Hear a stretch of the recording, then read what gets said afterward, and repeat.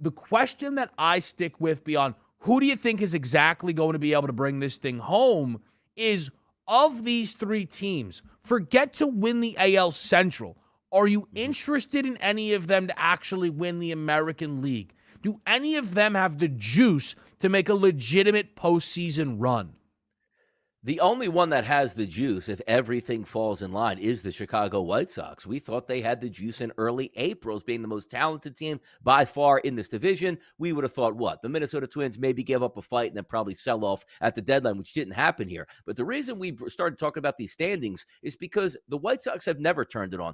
2.5 games, 3.5 games, 4.5 games, 2.5 games, 3.5 games. It's been that way all throughout the summer. But now you see the White Sox in striking distance. This could have been one of those series, Kevin, where you go up against the Houston Astros and you get wiped out and you find yourself 4.5 games back. We all laugh and say the Chicago White Sox never got it together. But if you check the FanDuel Sportsbook right now, you know the favorite is, the betting favorite to win that division? How about this? The Chicago White Sox at a plus 150 price over the Guardians at plus 160 and the Minnesota Twins at a plus 240, because that belief is the most talented team still in this division is the White Sox, and we're just waiting. Now, nobody can pull ahead far enough 5, 6, and 7 games ahead of the White Sox to truly bury them. But are we believing now? Is this one of those where, oh, look at this, the betting markets have now shifted, we should trust the White Sox? I'm not quite there yet, but your question is valid. If you do get to the playoffs, because somebody has to out of this division, it's the White Sox, for me, have the best chance to do damage if they're healthy and playing well.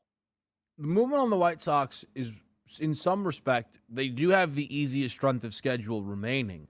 But something that would have made their strength of schedule a little bit harder this series against the Astros to grab 2 games already there certainly, I think, helps. But in terms of a long-term outlook there, I think we often look a little too quickly past the Guardians, who have been solid now, and offer up a Shane Bieber, McKenzie, Plesac, 1, 2, 3 that you'll take your chances on.